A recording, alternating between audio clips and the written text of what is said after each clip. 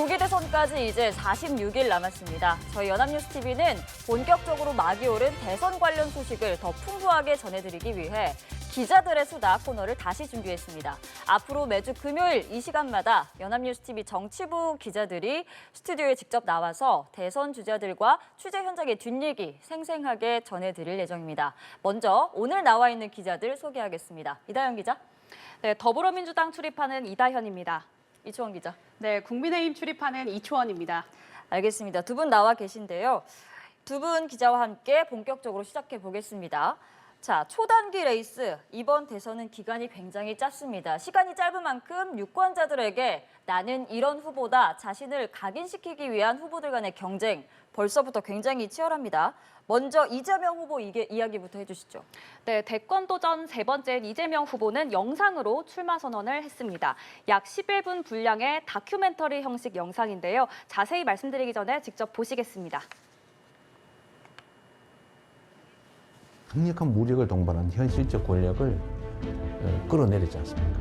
저는 우리 국민들의 이 위대함이 대한민국의 위대함의 원천이라고 생각해요. 아마 겨울이 깊었던 것처럼 봄은 더 따뜻하겠죠. 이재명 후보가 봄은 더 따뜻하겠다 이렇게 얘기를 했는데 그 이미지도 조금 따뜻해 보이는 이미지인 것 같은데 의상도 그렇고 헤어도 그렇고 좀 눈에 띄네요. 네, 딱딱한 정장 차림이 아니라요. 밝은 색상의 다소 편안해 보이는 스웨터를 입고 등장했죠. 정책과 비전을 설명하는데 어투도 비교적 편안한 평소 말투에 가깝게 연출했습니다. 그동안 봐왔던 다른 출마 선언들과는 사뭇 다른 느낌이죠. 왜 이렇게 영상을 찍어서 출마 선언을 했는지 캠프 관계자에게 직접 물어봤습니다. 네. 그랬더니 진솔하게 좀 진심을 담아서 국민들에게 이야기를 전하고자 했다, 이렇게 설명이 나왔습니다. 영상을 보시면 후보 인터뷰 장면만 나오는 게 아니라요. 연설 같은 다른 자료 화면들도 좀 중간중간 끼어 있고요. 배경음악과 자막도 깔려 있습니다. 이렇게 여러 요소들을 풍부하게 활용해서 메시지 전달력을 확 높이려고 한 것으로 보입니다. 네, 국민의힘에서는 안철수 후보가 좀 재밌는 영상을 공개했던데요. 네, 맞습니다. 이 아이브와 에스파 같은 인기 아이돌도 따라하는 밈이 있는데요. 그게 바로 일본 애니메이션 러브라이브 공연 중에 한 장면입니다. 이걸 국민의힘 안철수 후보도 따라했는데요. 먼저 영상 보겠습니다.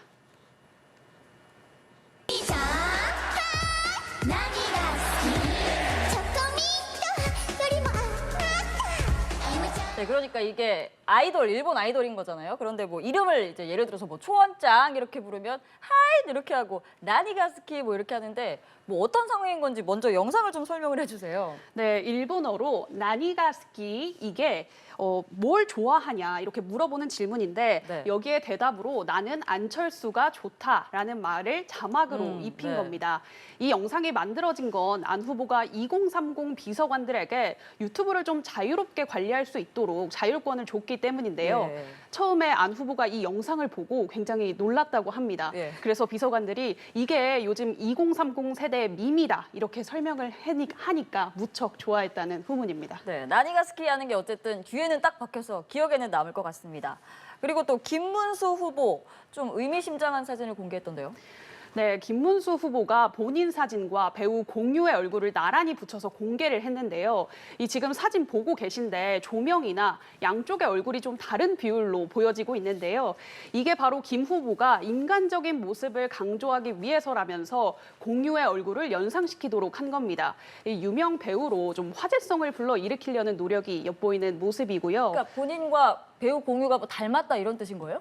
닮았다는 아니고요. 좀 네. 인간적인 모습을 보여주기 위한 노력입니다. 아, 예, 알겠습니다. 네. 그리고 또 팔굽혀펴기 70개를 한 번에 해내는 영상도 올렸고요. 또 오로지 팔과 등의 힘으로 우리 풀업이라고 하죠. 네. 턱걸이 6개를 해내는 영상도 보여줬는데요. 이 영상을 통해서 좀 건강함도 과시하고 고령의 이미지를 극복했다라는 점을 보여주려고 노력했습니다. 네, 진짜 김문수 후보가 맞는 거네요.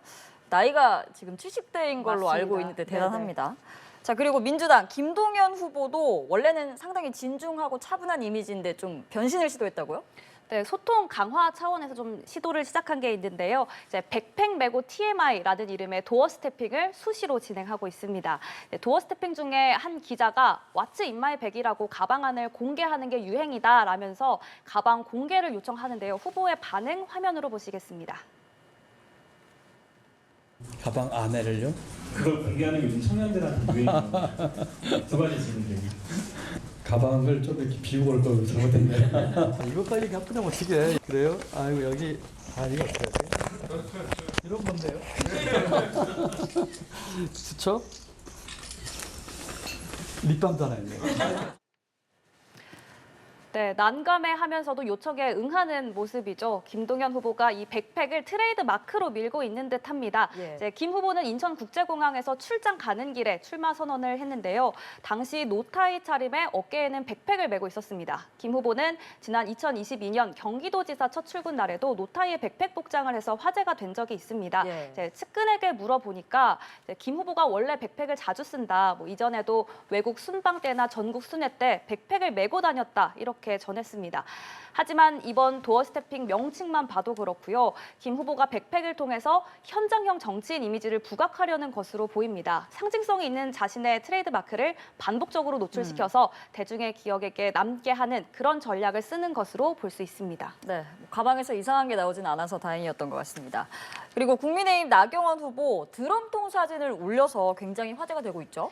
네, 나경원 후보가 이재명 후보를 겨냥해서 드럼통 안에 들어가서 사진을 찍은 건데요. 이게 비서관들이 처음에 낸 아이디어인데 나 후보가 흔쾌히 수용을 하면서 찍은 사진이라고 합니다.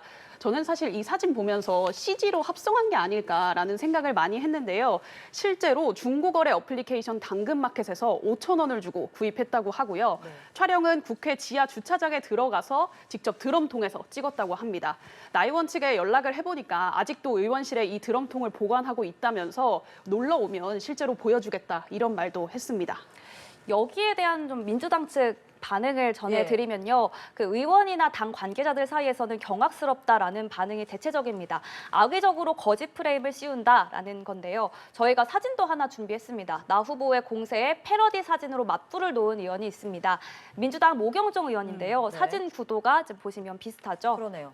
그러면 이게 실제로 그 영현백인가요? 그렇지는 않고요. 의원실에 물어보니까 평소에 쓰는 침낭을 소품으로 활용해서 그 상황을 묘사한 거라고 합니다.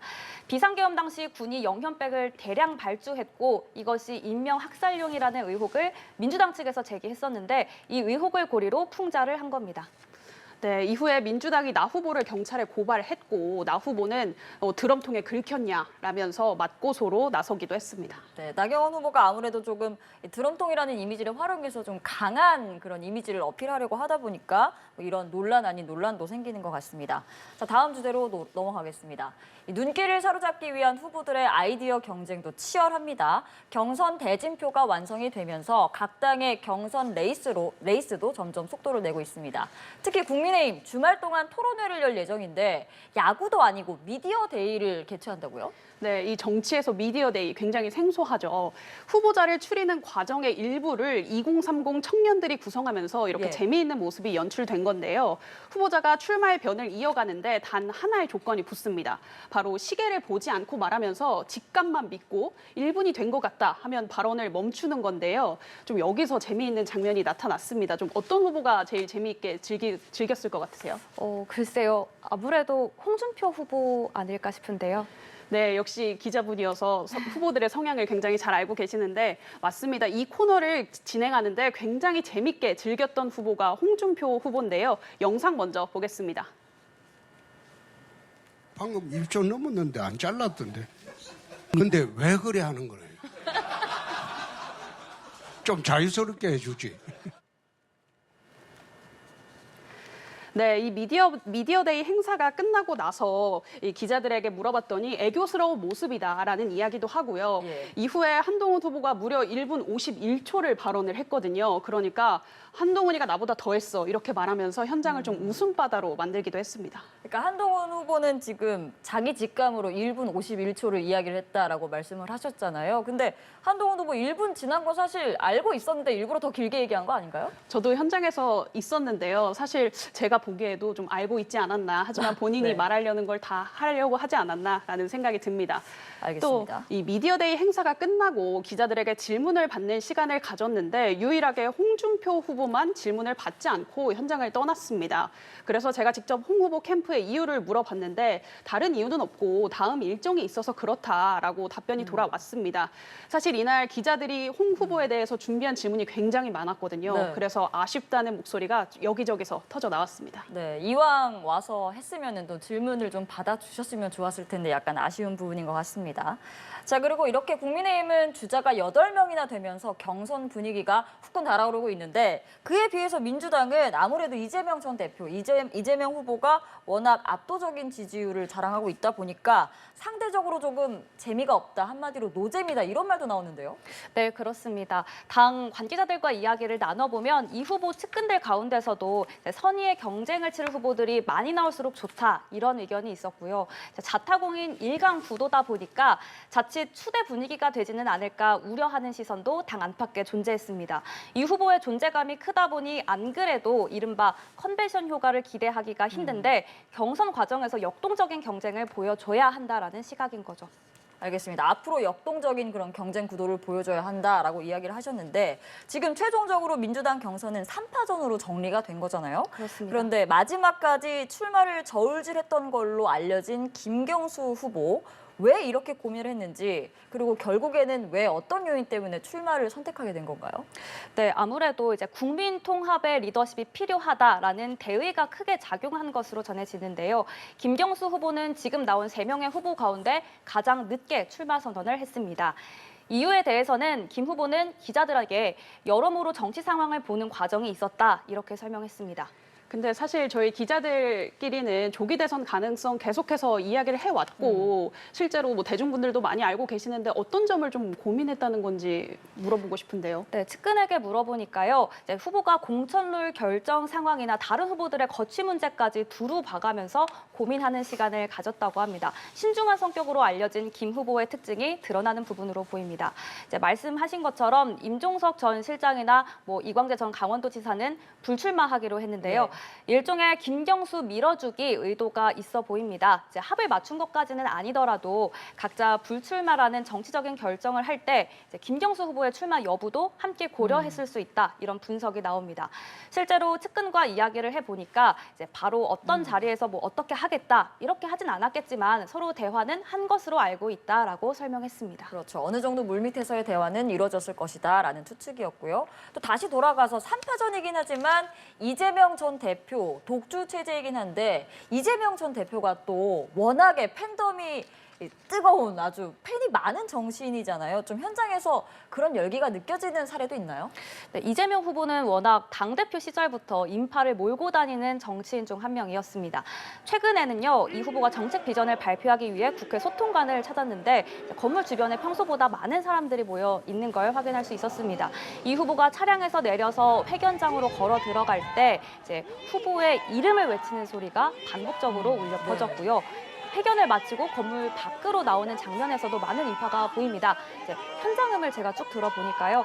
사랑합니다. 이렇게 외치는 지지자의 목소리도 들을 수 있었습니다. 네, 그리고 또 최근에 이재명 후보가 유시민 작가 등과 특집 대담을 한 영상도 공개가 됐는데 조회수 굉장히 높다고요?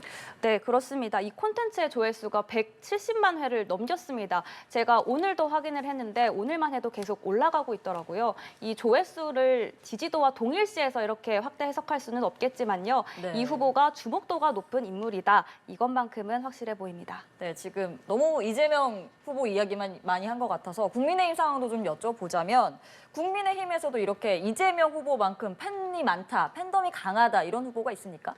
물론 국민의힘에도 있습니다. 예. 그 국회 소통관을 울릴 정도로 하는 인기 있는 후보가 있는데요. 저희 취재진이 놀라서 급하게 휴대전화로 찍은 영상이 있는데 먼저 보겠습니다.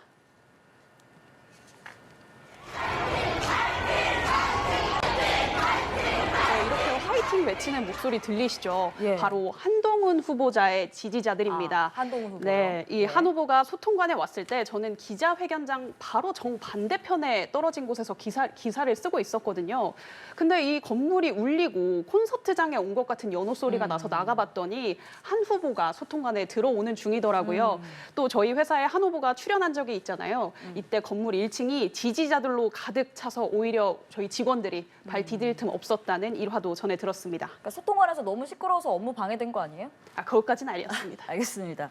자, 그리고 마지막으로 지금 한덕수 대통령 권한대행 무소속으로 출마를 할지 말지 여부가 최대 관심사 중에 하나로 떠올랐습니다. 각 당 그리고 캠프에서 보는 분위기가 궁금한데 먼저 이초원 기자가 보기엔 좀 어떤가요?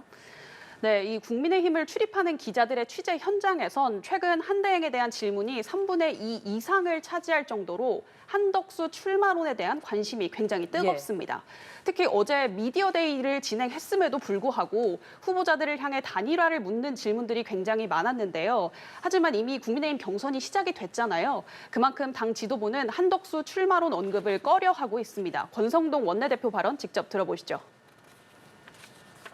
출마할 의사가 없는 분에게 계속해서 그것을 얘기하는 것 자체는 당의 경선 흥행에 찬물을 끼얹는 행위이기 때문에 자제하는 것이 좋다라고.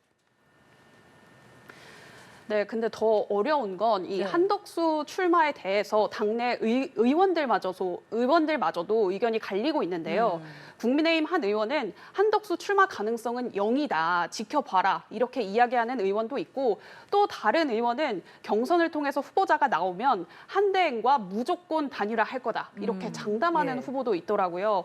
이 국민의힘 의원들이 각기 다른 의견을 내고 있는 만큼 경선 이후에 한대행이 어떤 결정을 할지 미리 예단하기는 좀 어려워 보입니다. 그렇습니다. 이번 대선의 판을 흔들 수 있는 변수가 될 것 같고요. 또 민주당에서는 한대행이 과연 출마를 할 거냐 안 할 거냐 또 의견이 좀 다를 수도 있을 것 같고 관점이 다를 수도 있을 것 같은데 어떤 상황인가요? 네, 의견은 당내에서 분분하고요. 이제 분명한 건 상황을 좀 예의주시하면서 견제를 하는 건 맞는 것 같습니다. 만약 출마를 하게 된다면 대선 구도가 변하기 때문이겠죠. 예. 일단 당의 수석 최고위원이죠. 김민석 최고위원이 아침마다 정부 서울청사 앞에서 1인 시위를 시작했습니다. 김 최고위원은 출마 명분을 잡으려고 권한도 없는 졸속 협상을 해서야 되겠느냐라면서 본연의 임무에 충실해라 이런 취지로 비판했습니다. 당 최고위원들도 일제히 한대행 출마론을 언급하면서 비판에 나섰는데요. 이제 발언 직접 들어보시겠습니다. 한덕수 권한대행 난가병 걸려서 관세 협상 타결로 또 국익 포주기 의심을 계속 받고 있지 않습니까? 대통령 대행 자리에 몇 개월 앉아 있다 보니 대통령 소리를 듣고 싶은 겁니까? 네, 오늘 기자들의 수다는 여기까지 하겠습니다. 다음 주에도 금요일 이 시간에 더욱 생생한 취재 현장 뒷얘기로 함께 찾아오겠습니다. 두 분 오늘 수고하셨습니다.